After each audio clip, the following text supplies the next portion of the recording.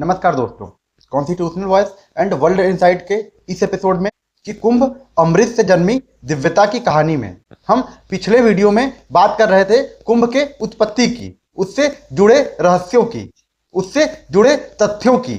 इतिहास के दौरान जो विदेशी यात्री थे उन्होंने भी कुंभ का भरपूर परिचय दिया है और जिससे यह सिद्ध होता है कि कुंभ एक वास्तविक घटना है। यह किसी कल्पना की मोहताज मात्र नहीं है। इसकी जो गणना का केंद्र बिंदु है उसका कहीं न कहीं स्रोत खगोल शास्त्र में भी मिलता है, जिससे इसका एक वैज्ञानिक पक्ष भी हमारे सामने सिद्ध होता प्रतीत होता है।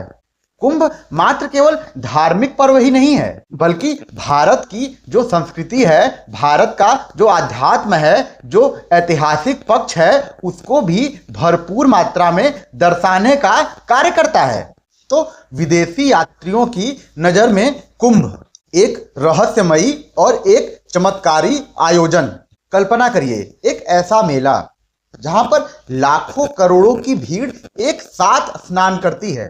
वहां पर संत नागा अपने शरीर में भूत रमाकर एक मुख्य बिंदु बने होते हैं, जहां पर कोई सम्राट हो, कोई राजा हो, कोई महाराजा हो, कोई सरकार हो, कोई श्रद्धालु हो, इनके बीच किसी भी प्रकार का कोई भेदभाव नहीं बचता है। यहाँ पर शंखों की इतनी गड़गड़ाहट और इतनी ही मधुर जो ध्वनि है वह ऐसे प्रतीत करती है कि पूरे कुंभ क्षेत्र में स्वयं देवी और देवता आकर प्रकट हो गए हों और ये पूरी की पूरी धरती आध्यात्म से भर गई हो। अब सोचिए, आज से 1500 साल पहले जब कोई विदेशी यात्री कुंभ की यात्रा पर आया होगा तो उसके मस्तिष्क में सबसे पहला ख्याल क्या आता होगा इस मेले को देखकर?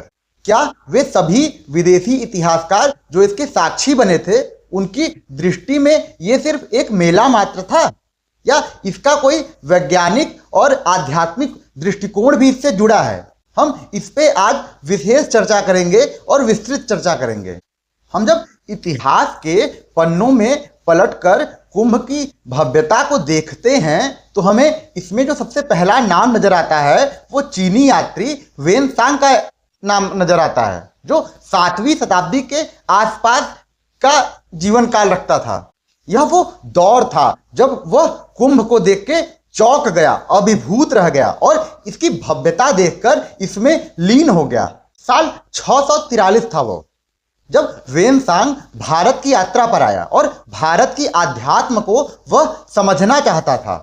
हालांकि वह बौद्ध धर्म का अनुयायी हुआ करता था, लेकिन भारत के इस विशाल धर्म को समझने के लिए उसको यहाँ पर आने की बहुत ही जरूरत थी, इसीलिए वो भारत की यात्रा पर आया। तो वेनसांग जब भारत आया तो उसने भारत के बारे में जो सबसे पहली चीज देखी वो थी क्या? उसने अपनी जीवनी में इसका विस्तृत वर्णन किया है कि जब वह प्रयागराज पहुंचा, लाखों और करोड़ों की भीड़ को एक साथ स्नान करते हुए देख के वो भौचक्का रह गया। और उन्होंने यह भी लिखा कि पूरे विश्व में इतना विशाल धार्मिक आयोजन मैंने कभी नहीं देखा था। उन्होंने यहां तक लिखा कि यहाँ पर राजा, साधु, सन्यासी, श्रद्धालु, आमजन, किसी में कोई भेद नहीं बचा है। सब एक साथ कुंभ की धरती पर, कुंभ के पावन तट पर स्नान कर रहे हैं। राजाओं द्वारा लाखों टन सोना का वितरण किया जाता था। कई हजार हाथियां और कई हजार घोड़े बांटे जाते थे। वेनसांग के अनुसार यह सिर्फ एक धार्मिक आयोजन नहीं है, बल्कि यह भारत की आत्मा को प्रदर्शित करता है। इसकी हम तुलना धार्मिक अनुष्ठान से मात्र करने से यह पूरी नहीं हो जाती है, बल्कि यह एक सामाजिक और सांस्कृतिक समागम है कुंभ। और उन्होंने इसके बाद चीन में ही आयोजित बौद्ध धर्म के धार्मिक अनुष्ठानों की भी तुलना की, लेकिन उन्होंने ये साफ तौर पे लिखा कि कुंभ कहीं अधिक विशाल और वृहद है। इससे अधिक विशाल मैंने धार्मिक आयोजन पूरे विश्व में कहीं नहीं देखा है। हम वेनसांग को इतना महत्वपूर्ण व्यक्ति आखिर मान क्यों रहे हैं? इसके पीछे का कारण क्या है? उनकी जो लिखी किताबें हैं वो तिब्बत और चीन में आज भी भरपूर मात्रा में पढ़ी जाती हैं और उनके विवरण से यह स्पष्ट होता है कि कुंभ 7वीं शताब्दी में भी कितना विशाल और कितना बड़ा धार्मिक अनुष्ठान हुआ करता था। फिर इसके बाद जो दूसरा नाम हमको नजर आता है वो अल-बरूनी का है, जो 11वीं शताब्दी के आसपास का हमें व्याख्या देता है। यह एक फारसी विद्वान था जो कुंभ की महिमा का विस्तृत वर्णन किया है अपने जीवनी में। वो साल था 1017 जब अल-बरूनी भारत आया। जो अल-बरूनी था वो गजनी साम्राज्य के राजा महमूद गजनबी का प्रमुख विद्वान माना जाता था, लेकिन इसका जो उद्देश्य था ये भारत की संस्कृति और परंपराओं को बेहद ही गहराई से समझना था। अल-बरूनी ने तहकीक-ए-हिंद नामक एक पुस्तक भी लिखी, जिसमें उसने भारत के रीति रिवाजों, भारत के आध्यात्म और भारत के परंपराओं का बेहद ही गहराई से अध्ययन किया है। जब वो भारत आया और कुंभ में प्रवेश किया तो उसने सबसे पहले आखिर देखा क्या? उसने लिखा कि भारत में एक ऐसा मेला जहां पर लाखों और करोड़ों श्रद्धालु एक साथ स्नान कर रहे हैं। यह पूरी प्रक्रिया देखकर वो बहुत ही भौचक्का हो गया।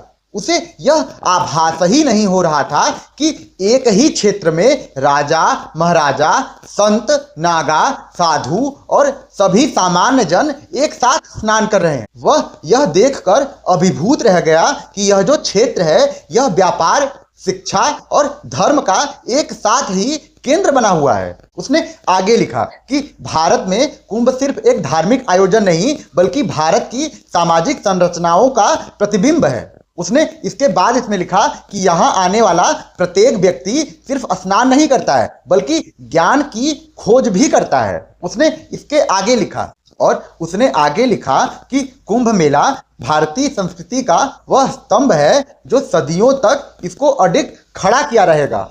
आखिर अल-बरूनी की गवाही को हम इतना महत्वपूर्ण मान क्यों रहे हैं? यह वह पहला व्यक्ति था जिसने भारत की संस्कृति को समझा और उसका अध्ययन किया। उसकी जो किताबें हैं वो आज भी हम पश्चिमी देशों में पढ़ाई जाती हैं और उसकी किताबों में ये सारी लिखित सामग्री ये साबित करती हैं कि कुंभ मेला हजारों वर्षों से चला आ रहा है। इसमें जो अगला नाम आता है उसमें मार्को पोलो का आता है, जिसने 13वीं शताब्दी के आसपास भारत की यात्रा की थी। वो साल था 1290 जब मार्को पोलो भारत आया। उसने लिखा कि भारत में कुंभ एक ऐसा मेला जहां पर करोड़ों लोग एक साथ स्नान कर रहे हैं और उसने मानवता का इसको संगम बताया। और जब हम आगे बढ़ते हैं तो हम विदेशी इतिहासकारों के जीवनी में कुंभ का बेहद और विशाल वर्णन पाते हैं, जिसमें नाम आता है इब्न बतूता जो 14वीं शताब्दी के आसपास था। उसने कुंभ के बारे में लिखा कि यह दुनिया का सबसे विशाल और सबसे बड़ा आध्यात्मिक आयोजन है। इसमें जो अगला नाम आता है वो फ्रांसिस्को पेलसार्ट का आता है जो 17वीं शताब्दी के आसपास कुंभ आया था। उसने कुंभ के बारे में लिखा कि यह दुनिया का सबसे बड़ा तीर्थ मेला है। तो हम इन सारी चर्चाओं से किस निष्कर्ष पर पहुंच रहे हैं? हमको क्या प्राप्त हुआ कि कुंभ जो है सिर्फ एक धार्मिक आयोजन नहीं है, यह एक सांस्कृतिक धरोहर है भारत की। और यह मेला हजारों लाखों वर्षों से चला आ रहा है और इसकी ऐतिहासिक प्रामाणिकता भी हमें प्राप्त होती है कई विद्वानों द्वारा। और यह दुनिया के विशालतम आध्यात्मिक और धार्मिक और सामाजिक अनुष्ठानों में से एक है। जब वेनसांग, अल-बरूनी और मार्को पोलो जैसे विदेशी इतिहासकार कुंभ की भव्यता को देखकर इतिहास के पन्नों में उस समय चौंक गए थे, तो सोचिए कि कुंभ की भव्यता आज कैसे होगी और यह कितना अद्भुत होगा। Constitutional voice and world insight के इस एपिसोड में कि कुंभ अमृत से निकली दिव्यता की कहानी, हम अब इसके आगे फिर से बात करेंगे अगले वीडियो में। आज के लिए धन्यवाद।